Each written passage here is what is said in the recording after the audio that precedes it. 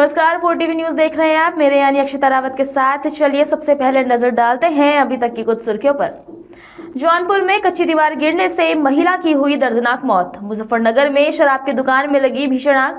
प्रयागराज में अखिलेश यादव ने संगम में लगाई डुबकी। पीलीभीत में फर्जी फाउंडेशन का आरोपी हुआ गिरफ्तार।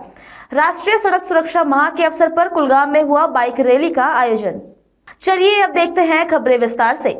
जौनपुर के शाहगंज थाना क्षेत्र के बड़ा गांव में एक दर्दनाक हादसा हुआ। 45 वर्षीय शीला देवी जो अपने सुबह की दिनचर्या के तहत घर के पास स्थित खेत में शौच करने के लिए गई थी, तभी अचानक उनके घर की कच्ची मिट्टी की दीवार गिर पड़ी। मलबे में दबने से उनकी मौके पर ही मौत हो गई। घटना के बाद आसपास के लोग इकट्ठा हो गए। किसी तरह से महिला को मलबे से बाहर निकाला। पुलिस ने शव को पोस्टमार्टम के लिए भेज दिया है और आगे की जाँच जारी है। अगली खबर शाहजहांपुर से है, जहां देश भर में 26 जनवरी को 76वां गणतंत्र दिवस धूमधाम से मनाया गया और इसी मौके पर शाहजहांपुर में भी खास आयोजन हुआ। मुख्य समारोह पुलिस लाइन में आयोजित किया गया, जहां उत्तर प्रदेश के वित्त मंत्री सुरेश कुमार खन्ना ने ध्वजारोहण किया। इसके बाद परेड कमांडर ने परेड का संचालन किया। मंत्री सुरेश कुमार खन्ना ने इस अवसर पर गणतंत्र दिवस के महत्व को बताया और देशवासियों को संविधान की शपथ लेने की अपील की। पीलीभीत जिले में एक ठग ने फर्जी फाउंडेशन खोलकर सैकड़ों लोगों से हजारों रुपए की ठगी की। आरोपी ने भगवान की गीता बांटने और अन्य चीजों देने के नाम पर लोगों से सदस्यता शुल्क लिया था। थाना सोनगढ़ी पुलिस ने आरोपी की जांच के बाद पता लगाया कि उसका नाम दिवाकर गुप्ता है और वो वाराणसी का रहने वाला है। आरोपी ने फर्जी आधार कार्ड के माध्यम से दुकानदारों से भी सामान उठाया और फरार हो गया। पुलिस ने उसे गिरफ्तार कर लिया है और आगे की कार्रवाई शुरू कर दी है। अगली खबर मुजफ्फरनगर से है, जहां मुजफ्फरनगर के प्रकाश चौक स्थित एक शराब की दुकान में शनिवार को शॉर्ट सर्किट के कारण भीषण आग लग गई। आग पर काबू पाने के लिए दमकल विभाग की कई गाड़ियां मौके पर पहुंची और काफी मशक्कत के बाद आग बुझाई। इस घटना में शराब की दुकान मालिक को 2 से 3 करोड़ रुपए का भारी नुकसान हुआ है। आबकारी विभाग के इंस्पेक्टर ने मौके पर निरीक्षण किया और इस मामले की विस्तृत जाँच शुरू कर दी है। उत्तर प्रदेश के पूर्व मुख्यमंत्री और समाजवादी पार्टी के राष्ट्रीय अध्यक्ष अखिलेश यादव ने प्रयागराज के संगम में स्नान किया और आस्था की डुबकी लगाई। इस दौरान उन्होंने महाकुंभ की व्यवस्थाओं पर भी सवाल उठाए थे, जिसके बाद भाजपा के प्रवक्ता राकेश त्रिपाठी ने उन पर आरोप लगाया कि वो सिर्फ लोगों को डराने की कोशिश कर रहे हैं। वहीं अखिलेश यादव की बहू अपर्णा यादव ने कहा कि महाकुंभ में जो दिव्य और भव्य व्यवस्थाएं हैं, उनकी आलोचना करना पाप के समान है। भगवान सबको सद्बुद्धि दे, त्रिवेणी में सब महाकुंभ में स्नान करें और सब सद्विचारों के साथ यहाँ से निकले, ये मेरी प्रार्थना है माँ गंगा, यमुना और सरस्वती से। देखिए, मैं कल कुंभ गई थी, मैंने खुद वहाँ का जायजा लिया। मेरे साथ करीबन 70 लोग थे और मैं बता सकती हूँ कि हमें, और महिलाएं थी बहुतायत, मतलब उसमें ज्यादा नंबर्स में महिलाएं थी क्योंकि विमेन कमीशन गया था उत्तर प्रदेश का। तो आप समझ ही सकते हैं 28 लोगों की तो टीम ही है ये पूरी। मुझे किसी प्रकार की, और मेरी महिलाओं को आप पूछ सकते हैं, जितने भी लोग थे वहां पे किसी प्रकार की समस्या नहीं हुई।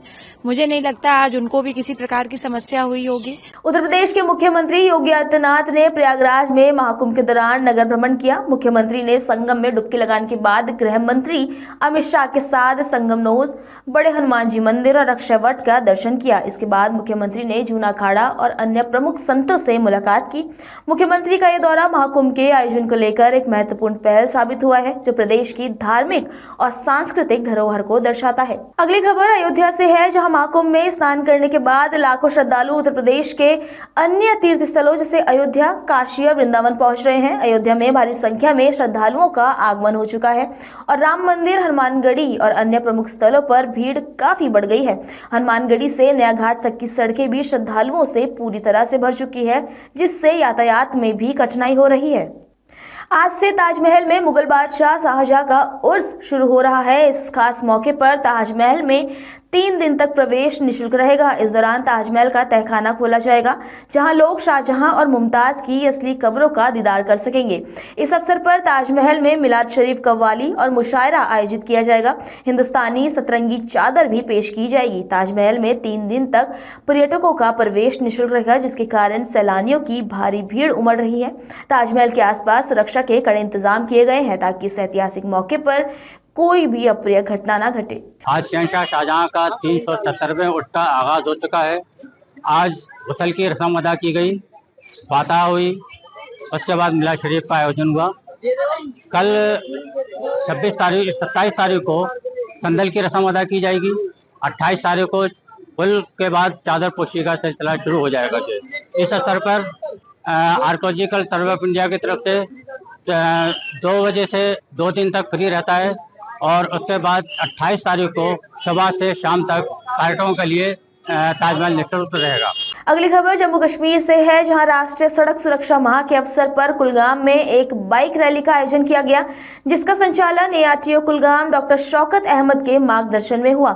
ये रैली सड़क सुरक्षा के प्रति जागरूकता फैलाने के उद्देश्य से कुलगाम के ARTO कार्यालय से शुरू होकर लारू बस स्टैंड पर समाप्त हुई। इस अवसर पर डॉक्टर शौकत अहमद ने स्थानीय परिवहनकर्ताओं और निवासियों की एक सभा को भी संबोधित करते हुए सड़क सुरक्षा के उपायों का पालन करने के महत्व पर जोर दिया।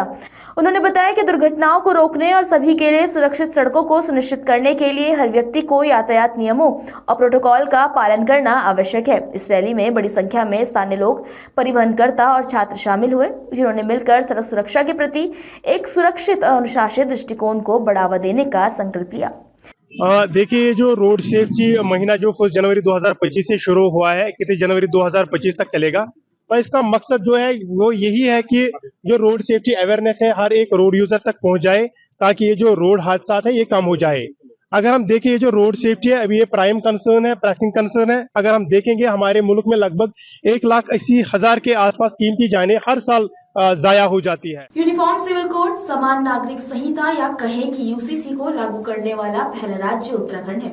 आज का दिन उत्तराखंड के लिए बड़ा ही ऐतिहासिक है। आज प्रदेश के मुख्यमंत्री पुष्कर सिंह धामी ने UCC पोर्टल की नियमावली जारी की। जहां एक तबके ने इसका पुरजोर स्वागत किया है, तो वहीं मुस्लिम समाज इसका विरोध करता हुआ भी नजर आ रहा है। मुस्लिम संगठनों का कहना है कि इस कानून की कुछ धाराएं उनके धार्मिक अधिकारों और शरिया कानून का हनन करती है, जिसका मुस्लिम समाज पुरजोर विरोध कर रहा है। आइए जुड़ते हैं हमारे संवाददाता वकील अहमद से, जिन्होंने मुस्लिम सेवा संगठन के अध्यक्ष से इस विषय पर बात की। उत्तराखंड पहला प्रदेश है जहां पर UCC लागू हो चुका है। आज पुष्कर धामी ने UCC लागू कर दिया है और मुस्लिम सेवा संगठन आज अपना विरोध भी जताने के लिए यहां पर आए हैं। क्या कुछ रद्द अमल है? ये मुस्लिम सेवा संगठन के अध्यक्ष नईम कुरैशी मेरे साथ मौजूद हैं। नईम भाई, क्या कुछ रद्द अमल है? जैसे ये लागू हो चुका है तो क्या कुछ दिक्कतें हो सकती हैं? यूनिफॉर्म सिविल कोड नहीं है पहली बात, क्योंकि यूनिफॉर्म सिविल कोड भारत में अगर लागू होगा तब कहा जाएगा। ये स्टेट के अपने पर्सनल लॉज और सिविल लॉज के में इन्होंने चेंज करने की कोशिश की है और ऐसे सिविल लॉज गोवा में पहले से चल रहे हैं। 1964 से उनका इम्प्लीमेंटेशन हो चुका है। तो झूठ और जुमले की सरकार है, श्रेय लेने के लिए यहाँ भी झूठ बोल रहे हैं। रद्द अमल ये विरोध है, विरोध धार्मिक नहीं है, विरोध संवैधानिक है, संविधान को मानने वाले लोग हैं। यूनिफॉर्म सिविल कोड के बारे में संविधान सभा में सवाल उठ चुके हैं, जिससे हमें संविधान मिला, जिस संविधान से आज देश चल रहा है।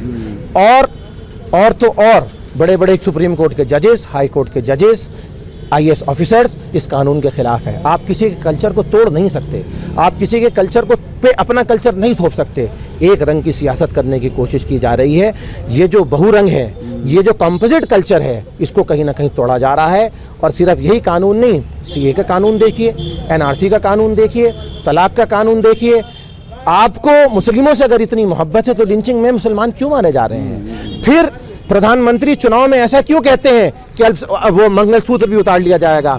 आज इंडिया में कितनी शर्म की बात है, माइनॉरिटी मिनिस्टर में मोदी जी को एक माइनॉरिटी से आदमी नहीं मिला कि अपनी कैबिनेट में उन्हें बर्थ दे दे। स्टेट में किसी की कैबिनेट मिनिस्टर नहीं है।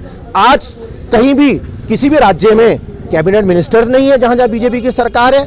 आपने इतना बड़ा इलेक्शन लड़ा, मुसलमान आपको ऐसा नहीं मिला कि आप उन्हें सांसदों का टिकट दे दें, और आप मुसलमानों की अच्छाई की बात करते हैं। झूठ और जुमला है और कुछ नहीं। ये फंडामेंटल राइट्स हैं कि भाई राइट टू रिलीजियस, देखिए, तो वो कहीं इफेक्ट होता हुआ नज़र आता है ये जो स्टेट ने कानून लागू किया है। देखिए, article 14 right to equality, article 19, article 25, article 21, 29 और 30। 29 और 30 तो सीधा कह रहा है profess, practice and propagate religion. अपनी माइनॉरिटीज़ अपनी एजुकेशनल इंस्टीट्यूशन बना सकता है।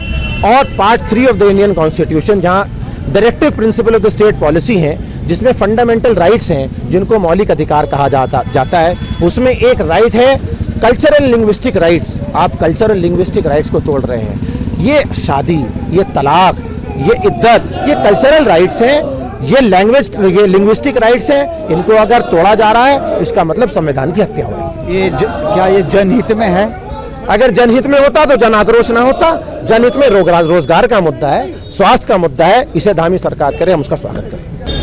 मुस्लिम सेवा संगठन के अध्यक्ष नईम कुरैशी से हमने बातचीत की और बातचीत के दौरान उन्होंने जो अपना रद्द अमल दिखाया और उसके बाद जो एक विरोध दर्ज कराया यूसीसी को लेकर, आगे क्या कुछ होता है ये आगे आने वाला वक्त ही बताएगा। अपने सहयोगी विनय के साथ मैं वकील अहमद, 4 TV न्यूज़, देहरादून।